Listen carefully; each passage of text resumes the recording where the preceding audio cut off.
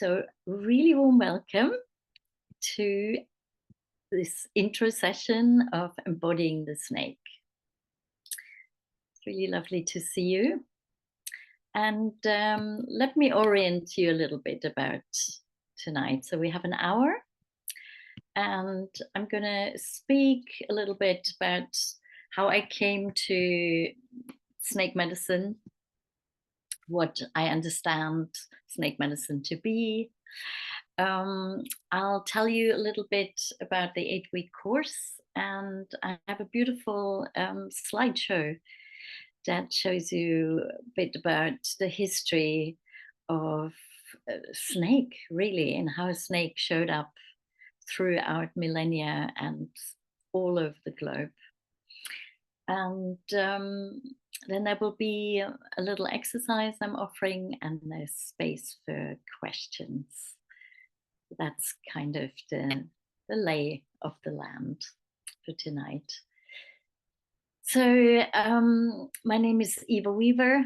I'm based near Brighton, a place called Saltine. I'm calling from my house, Phoenix Nest, where I live with my cat and my snake Sid, royal python. Maybe he even comes out later, bring him on the call, and with 2 lovely housemates. So my journey with snakes. So snake's been with me for really many years, maybe lifetimes. Snake came to me in dreams when I was quite young, and I was always fascinated by snakes. I remember going to the zoo with my parents and seeing these big boas, and I was just absolutely mesmerized. And the first time I handled a snake, it was a little snake called Alchemy, a black snake that a writing colleague of mine was looking after. And when I had her around my arm, it was such a beautiful experience. It was very visceral. And I remember just breaking into tears, and there was some kind of remembrance. And ever since, over these years, I started to explore more about snakes. And then about 7 years ago, I got 2 snakes, one called Sid and one called Mist. Sadly, Mist is passed now. I love them dearly, and Mist is still in spirit very much with me. And so over the years, snakes and what I call snake medicine really has helped me to feel more embodied and in tune with my body. It's helped me to connect more with my sensual side, and also supported my sexual expression. I feel it's opened me more to my intuition and listening to my inner listening. And all in all, to be more in touch with the mystery and the wonder of life. There's something also about change. Snakes teach us so much about the constant change. So I feel over the years I've become, more comfortable with change and, with beingness. And of course, one of the areas I work very closely with clients, but also in my life, is times of transitions. And snake are really a beautiful ally to support us when we are going through a big transition in our lives, a passage, whatever that is. So snake medicine can help us to connect with our gut instincts and embody our wild and sensual nature, and really live more in harmony with the rhythms and cycles of our life. I also, over the past few years, probably just 2 years, I've been studying more poisonous snakes as well. And there's something about working with boundaries that I feel snake have been, yeah, more recently in my life coming forward very much to teach me. Also to value periods of rest and these liminal times when, yeah, we're really in change. And yeah, all in all, to tap more into the mystery of life. So I'm already talking snake medicine, but what is it? Sometimes when I say snake medicine, people say, "Oh, is it something you take? Is it made a substance?" Um, and it's not. So how I snake medicine, how I understand what snake medicine is, it's first of all everything we can learn from snakes, from actual snakes. So how they behave, how they mate, how they shed, how they go into deep, deep rest, how embodied they are, how they look, the beauty that they bring. So lots of aspects we can explore. And then, of course, snake medicine is very much about the symbolism of the great serpent that we find all over the globe for millennia. So the snake really has been revered, yeah, from time immemorial. We find snake drawings in caves, and there's so many traditions. Whether those are the temples of Egypt, in African countries, China, India, the Americas, but also Europe. And there were many, many traditions of priestesses, priests working with snakes to bring healing. And I find this so fascinating. But really, the first hospitals um, were called the Asclepions in Greece. And they were kind of temples, healing places where people would come mainly for physical ailments, but maybe mental as well. And they would dream in these temples in the dark with the snakes. And I find that so beautiful, that combination of going into dream space and being in the presence of snakes. And there were people there as well that would help um, people to interpret the dreams, and maybe there was body work as well and potions, and it was probably very holistic. But that aspect of the snakes being there, I find really, really fascinating. And so, of course, snake has been also for so many millennia connected with sensuality and sexuality. And as times changed with patriarchy and mono religions, snake has been demonized in the same way that sexuality has demonized, and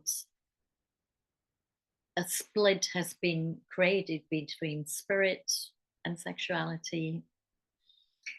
And so I feel very much that snake is coming forward in these times right now, because it's those splits that we really need to heal, in ourselves and collectively. And yeah, this is where snake medicine comes in. It's about reclaiming this ancient wisdom and working with this in our times now. So it can mean many things. It can mean living in harmony with our inner cycles instead of constantly pushing through when we're tired, or yeah, pushing in different ways. There's something about observing snake. You know, when we observe snake, we can learn from their ways how they're going to shed in regular intervals. And as I mentioned, I feel snakes can really teach us about boundaries. As we observe snakes like the rattlesnakes rattling just to make sure, you know, nobody comes into their territory. The cobra, as cobra rises and, yeah, expands the hood. So they're standing their ground, and I think we can learn so much from snake in this embodied way.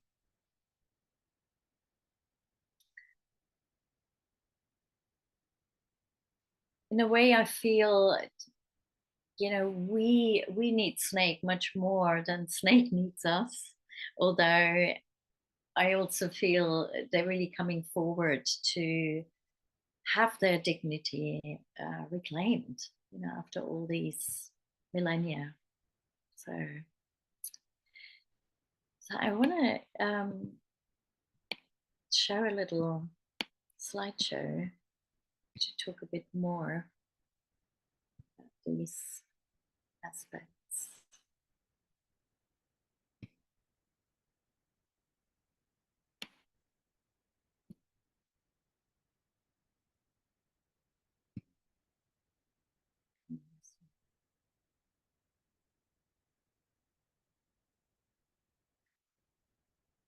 And snake is so present, you know, in art, from cave paintings to now.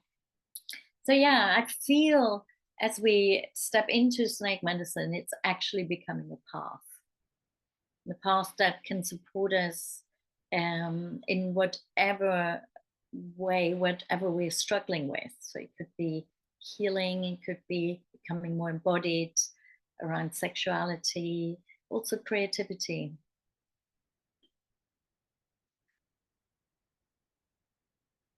I sit down most mornings and write this sentence and thus speak to snakes and tune in. And however we call this,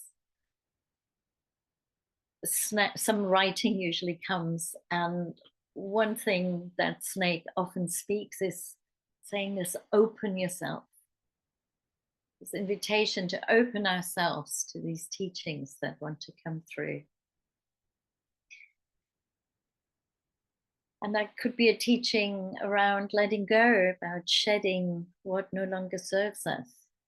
Or it could be about tapping into our natural sensuality and sexuality. This is an image of my beautiful snake Mist, who's passed. And this message to shed what no longer serves you and receive the goodness that is aching to find you. Because it always goes hand in hand. We can't really receive the new if we don't let go of the old. And so really that is often the very first aspects that people connect with when I speak of snake. They say, oh yeah, shedding. And I do think it's one of the most powerful teachings.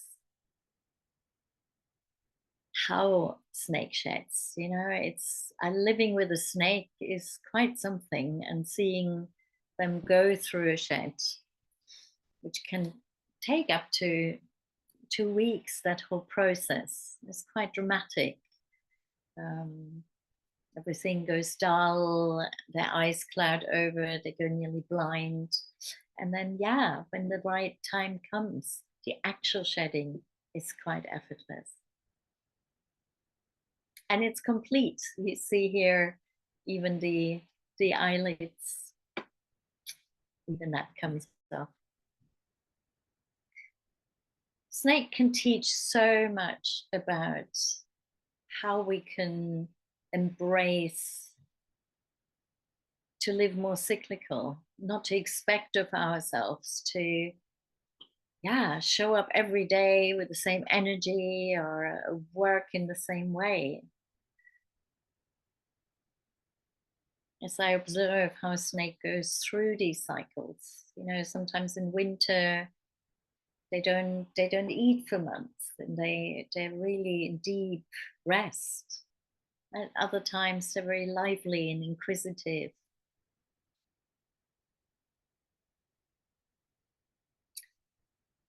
For me, snake is also very much connected with power, our personal power. This is a little figurine. This is the whole. It's only about this tall.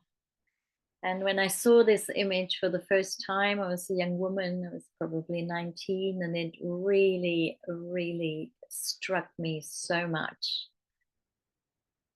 The sheer power of that gesture, the snake. So this is what's been called the snake goddess of Crete. It was found in the Minoan temples um, of ancient Greece. So it's about 3,000 years before Christ. And over the years, as I connected with snakes and with snake medicine and was diving deeper into this, I realized that actually this wasn't a goddess as such, but this was an image of a living, breathing, working snake priestess. And that really, this is a lineage that has not been broken. And that is very much alive. There are people all over the globe these days, again, reconnecting, reclaiming with this tradition of working with snakes. Snake really embody power. So here's a king cobra. Like I mentioned, for me, they're really powerful teachers in how to set boundaries in a very embodied way. If we want to learn how to just communicate boundaries, or we can look to snake, because everything is very clear. They're still, they're upright.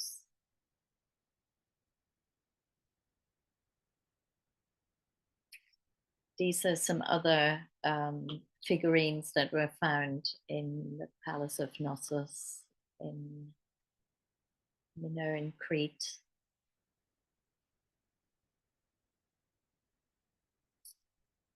Those are figurines from different African countries, I believe Nigeria.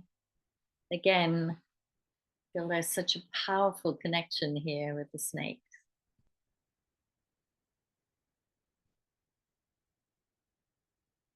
I mentioned the connection between snake and sensuality and sexuality is old, it's ancient. And it's really, we can learn so much there, from the aspect of embodiment, to learn to be more in the present moment, but also energetically. So the aspect of what's called the kundalini, the energy that's based at the base of our spine, that can rise, that we can activate, be it through breathing, through visualization. So that's another aspect of snake. The embodiment can be through movement. There's many, many different ways of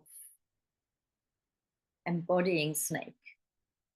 And for me, that's the most exciting aspect, really, working with snake medicine, is how can snakes support us to, yeah, to be truly in our bodies, to use our sacred vessel for our work, for our being. for connecting with each other and the world. I was working with a photographer with my two snakes, and yeah, really connecting with this. I mean, she's not an archetype, but with this really strong image that had touched me so much. And then, as I mentioned, snake is so an important ally when it comes to healing. And of course, the staff of Asclepius, so the staff with the snake wrapped around, is a symbol of medicine. Here is Asclepius and Hygeia, and there's also the, the the vessel and the snake wrapped around. It's also a symbol of pharmacy. Really going back to these ancient times. Also, snake appears a lot in creation myth all over the globe. And I believe that's very much also because we can learn so much from snake around creating this innate life force energy. Once we start to look into our bodies, into nature, we can see the serpentine everywhere. Here are some examples.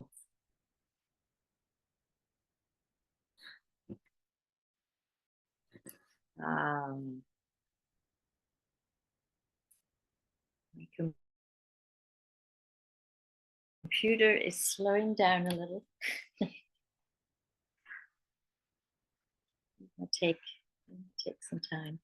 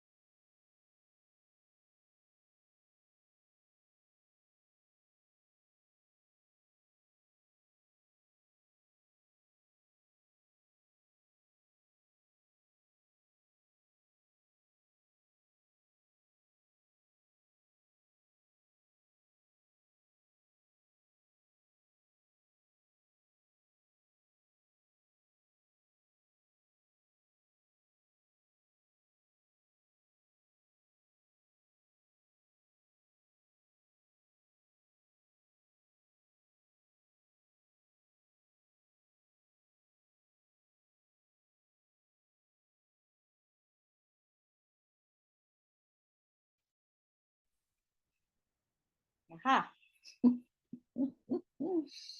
I'm sorry about that.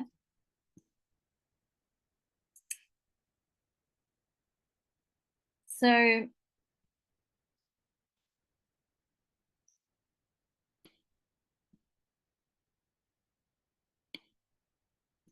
the other thing I wanted to share was a little slideshow. I'm not sure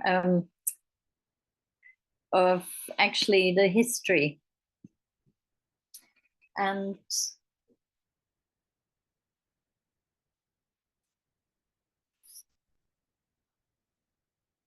for that, I wanted to invite you to get really comfy. So,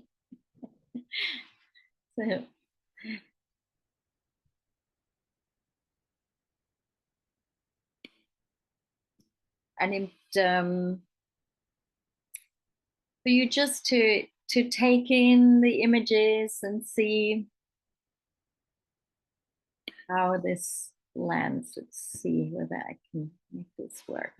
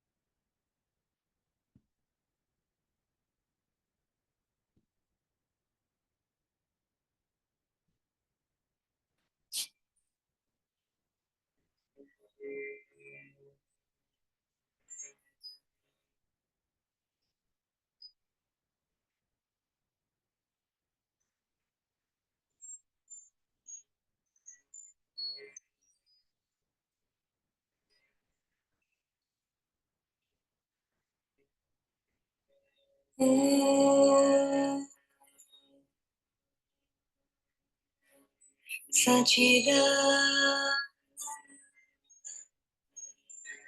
Parabrahma Purushottama Paramatma Shri Bhagavati Samvita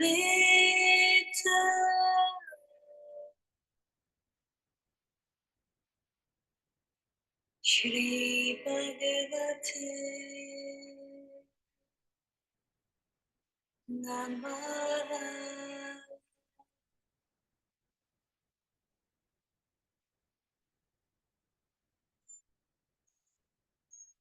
Om Sachidananda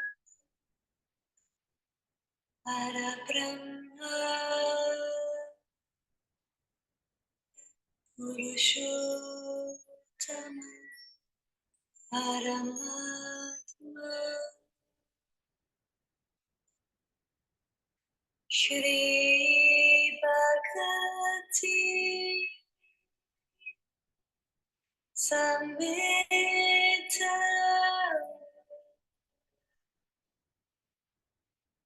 Shri Bhagavati Namaha.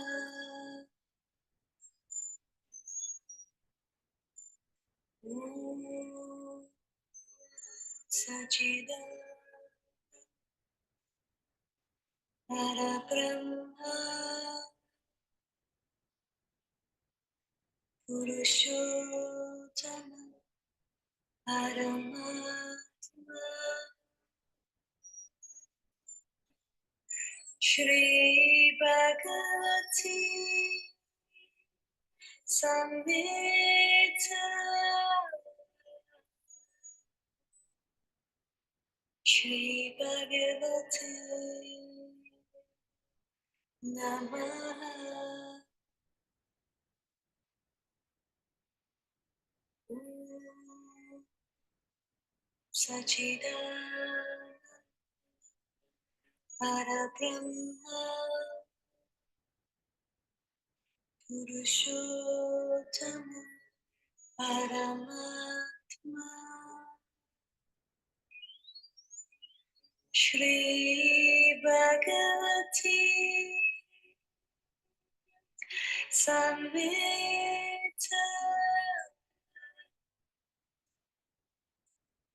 Shri Bhagavati Namaha.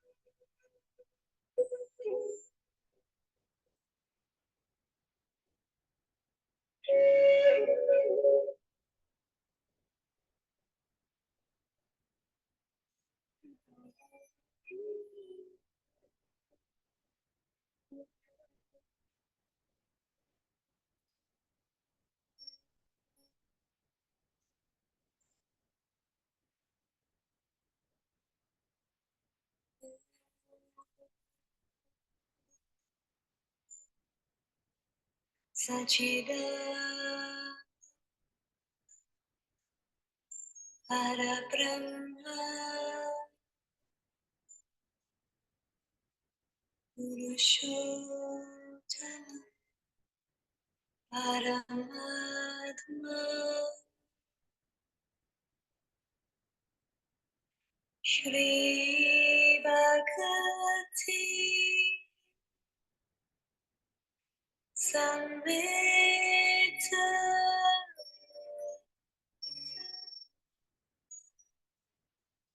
Shri Bhagavati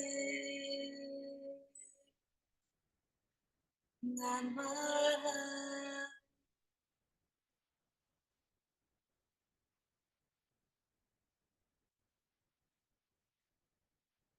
Om Sachidan Parabrahma Purushottama Paramatma Shri Bhagavati Samvita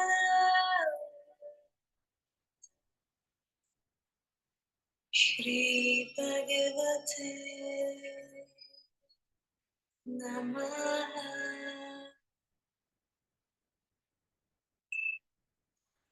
Om Sachidan Parabrahma Purushottama Paramatma Shri Bhagavati Samvita Shri Bhagavate Namaha. Om Sachidan Parabrahma Purushottama Paramatma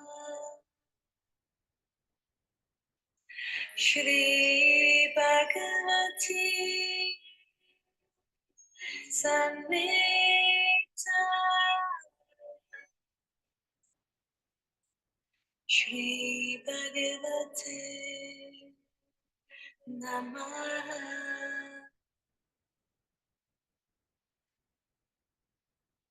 Om Sachidan Parabrahma Purushottama Paramatma Shri Bhagavati Samvita Shri Bhagavate Namaha. Shri Bhagavati Samvita Shri Bhagavate Namaha.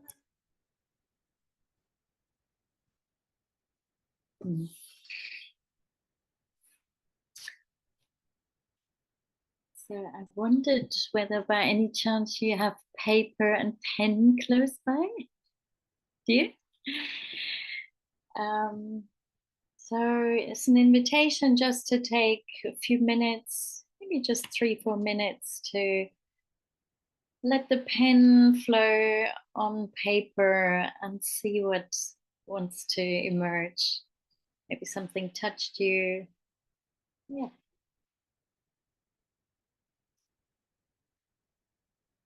Serpentine writing is stream of consciousness.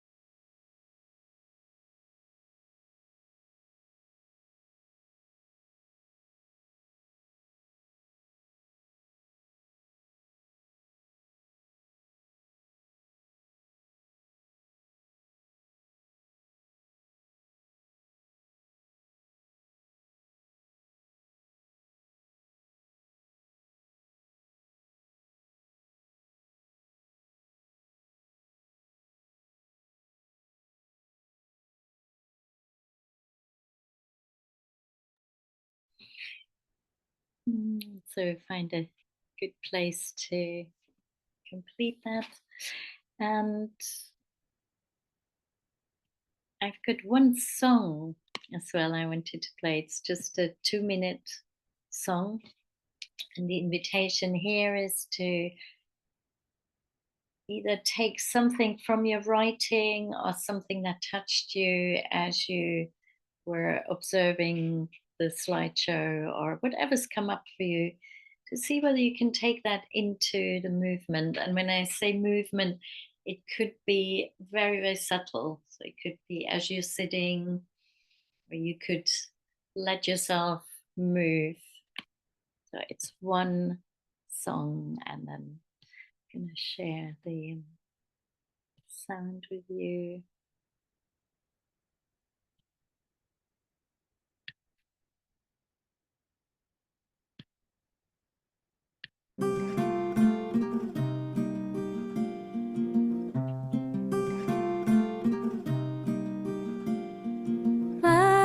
Vätimus mierraditoi, kärre han luihti haat.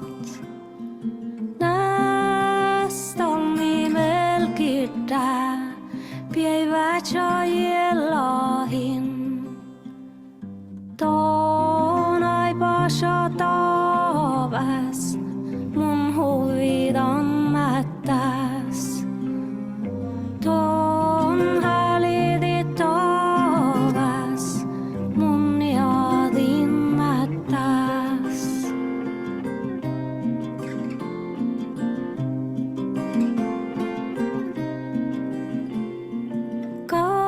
Kaskia päivädaki, jäävetsän hieja ide. Täpkäi vel vuotasan, hätächan uodiha. Tom kirtasa tjeukan, mun säunjadin nädän. Tuupiap maada mätti, mun läitsit antovin.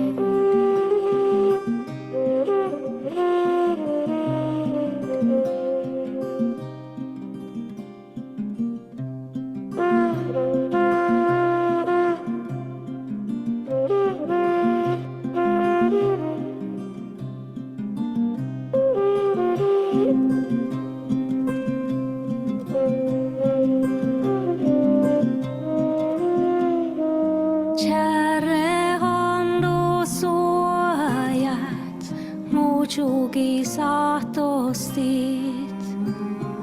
Näste ole min tuopistan, itjandu miedustan. Ton pahtara hiljaa, säunja mus olodan. Tuai mu kuotasan, iena mu vuhtoda.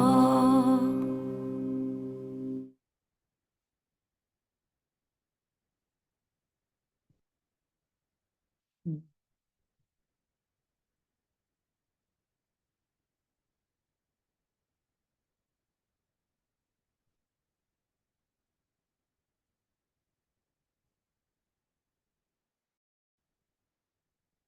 So return for a moment.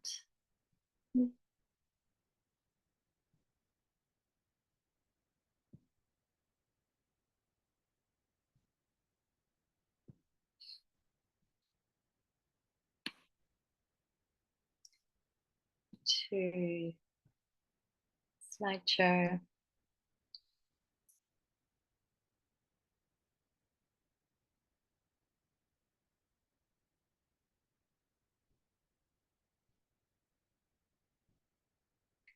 Just to share with you a bit more before we do questions.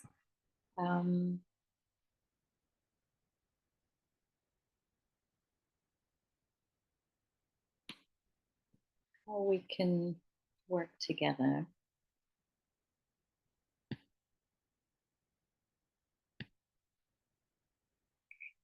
So with my snake medicine work, I do one-to-one sessions and retreats here at Phoenix Nest. And I've got beautiful 8-week Embodying the Snake online course coming up, which I'll tell you a bit more about. Also offering a mentoring program and a one-to-one retreat here at Phoenix Nest. So could be a really short 2-hour sessions here at Phoenix Nest to meet my snake Sid. It could be a full day to really dive in and work with one aspect deeper and create a deep ritual for you. I've got a 6-month mentorship program that's online mostly, but can have one-to-one sessions here too. I'm gonna offer with my beautiful co-facilitator Bayari. We're gonna offer an intensive at Phoenix Nest in October. And so what's coming up next is this online course. We begin, towards the end of September. And I've got beautiful guests coming. I've got Juliana, who will present a session on sexuality. She's a sexological body worker and coach. Claire will present on snake as shamanic ally, and Bayari will be bringing snake and healing into consciousness. So this is a little overview. So we will be starting with a beautiful shedding ritual, talking about cyclical living, intuition, snake as shamanic ally. Then one session on snake and eros. 1 week on embodying power and creativity and healing, and the cosmic snake. So snake as oracular ally. We talk about alchemy as well. So that spans till about end November.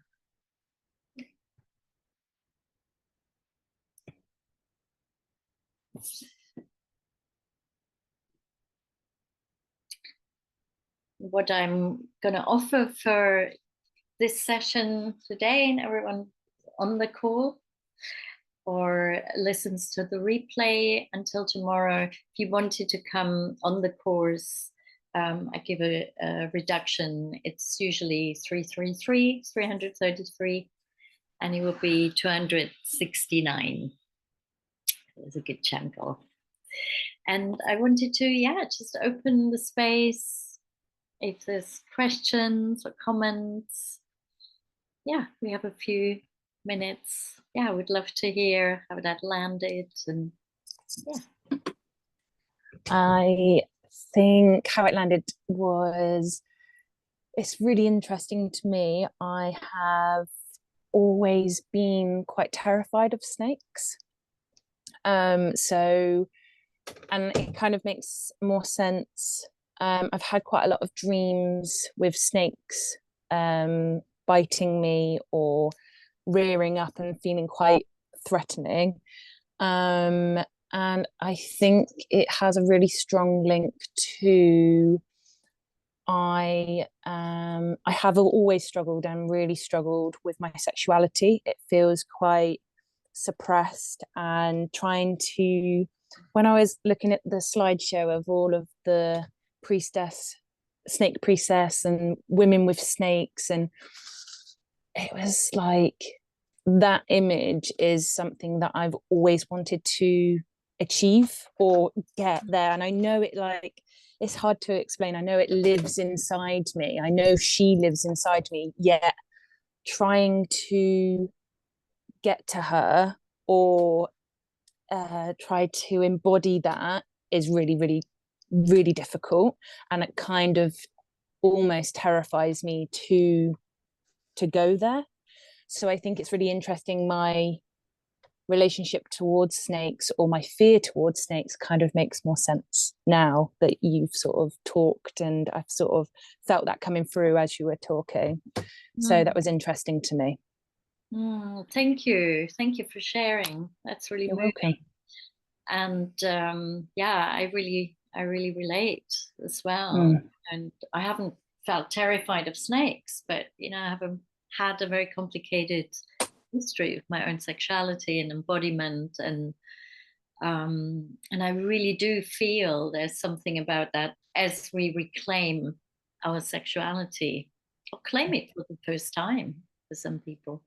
You know, that can go hand in hand with this reclamation of snake and what snake represents, and to change that demonization and the fears towards snakes that we've often been indoctrinated with, and that's and turn that into a symbol of power, or experiencing of power. You know, when you're with snake, there's something really beautifully visceral that can happen, that puts us in touch with our sensuality and our embodiment. So and it's been lovely because I haven't made that connection before. So coming on this call and learning about snake and snake medicine, it's something that wasn't in my remit. So I feel really, and I only someone recommended this to me today, so it just felt very I don't know, that it was meant to come into my path. Really beautiful. Thank you so much. Thank you. And I'm gonna. How old is he? So here's my beautiful snake Sid. Oh, he is gorgeous. He's wow. I've had him for 7 years. I got him from a snake sanctuary. Oh wow. Snakey Sue, who was in the slides, a woman with many snakes, and I got him together with Mist, and Sue told me that these are 2 male snakes, and they weren't. One day I found Mist sitting on eggs. So. Oh wow. So and there's so much in that, you know, around the mystery, and also for me they really transcend gender as well. You know, it's like Freud might have described snakes as the phallus, but also when snake opens the mouth, it's very much like a vulva. And and their energy, I mean, they really. Wow. Oh, he's so beautiful. Thank you. Wow. So could you have the male and the female living together? Well, they did, and they were very close. But it did mean that Miss got gravid, if it's called in snake terms. So she got pregnant and got eggs, which I couldn't really keep. Okay. Because I live about 30 years, and wow. Snake sanctuaries are full because people think, oh, let's get a little snake. And wow. And so I mean, when people come and they handle him, that's often it's often a very magical experience. So I can imagine it is. Oh, he's lovely. You've got a wonderful bond with him. Yeah, it's a slow burn, I keep saying. Do you know Oh, coming out when when shedding? yeah, So that yeah. is lovely. Well, thank you. Thank you for sharing. You're so welcome. I really appreciate it. And if you'd like to come on the course, it will be really yummy. We have I ran it as a 6-week course last time, and yeah, it was really juicy. I bet it was.